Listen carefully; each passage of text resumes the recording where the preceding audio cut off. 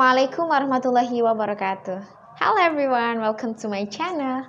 My name is Munawwaroh. I'm from 4th A class of Department of English Education, Jakarta Islamic State University. And how are you everyone? I hope you are always in a good condition.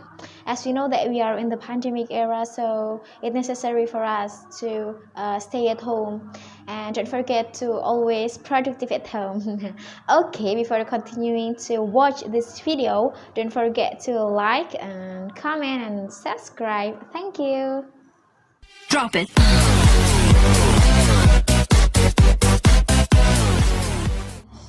Okay everyone, directly in this video I would like to tell you a short story from the novel, and the title of the novel is The 40 Rules of Love, written by Elif Shafak, an author from the Turkey.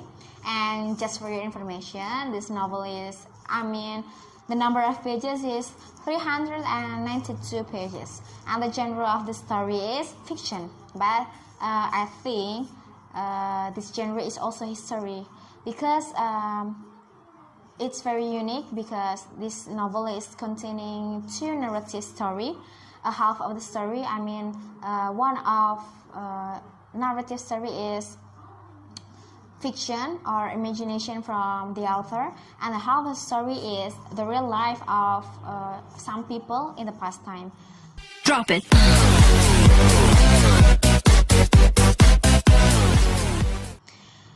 And also please forgive me because I cannot to show you a hard copy from this novel, because in the pandemic era I cannot to go anywhere, and also I cannot to borrow some books in the library, so I have read this book by electronic book applications.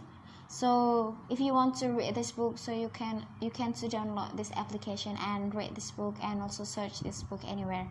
Okay guys, the main characters of this story is Ella Rubinstein. Ella Rubinstein is a protagonist in this novel. She is an unhappy housewife, and she left by her husband with 3 children. You can imagine how sad his life. Her husband is cheat with another woman, and she continues to lead her day-to-day life, drawing herself with household chores and avoiding conflicts.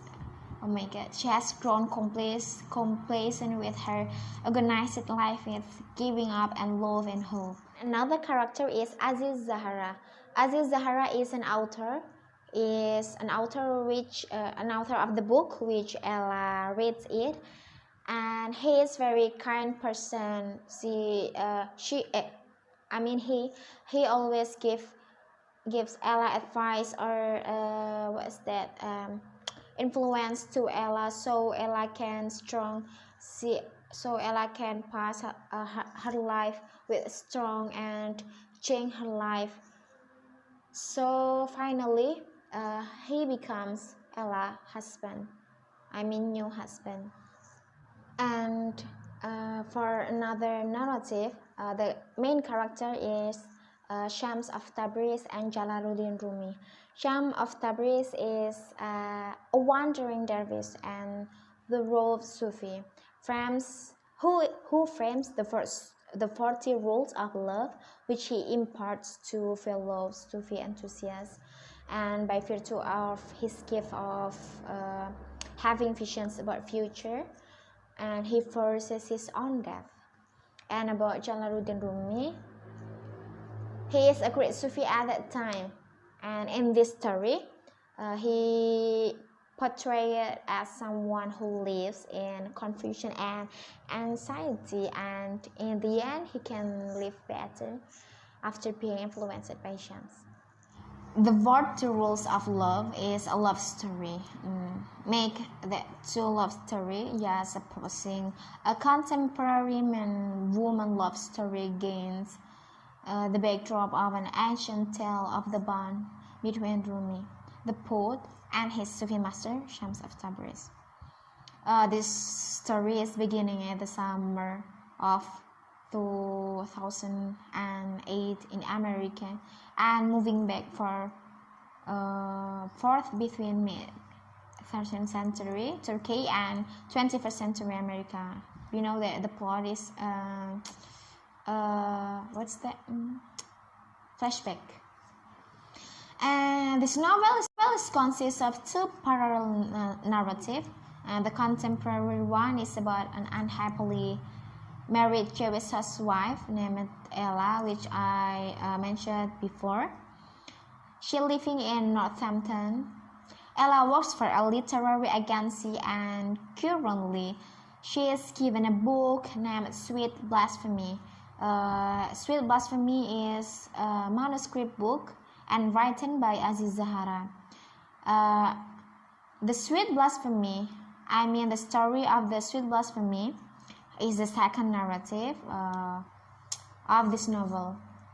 Sweet Blasphemy is actually about a wandering dervish Shams of Tabriz, who is a mystic Sufi, and he shares the vision of his death, and he knows that he should find a companion to whom he can deliver his knowledge to.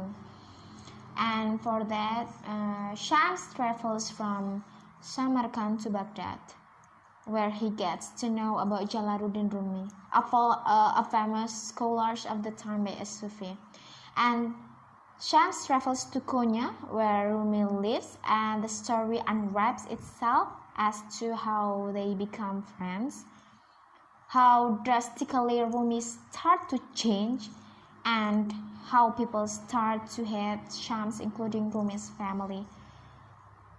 And the other story, Ella becomes acquainted with her writing of Sweet Blasphemy, Aziz Zahara, over the email after she becomes highly affected by the Sweet Blasphemy.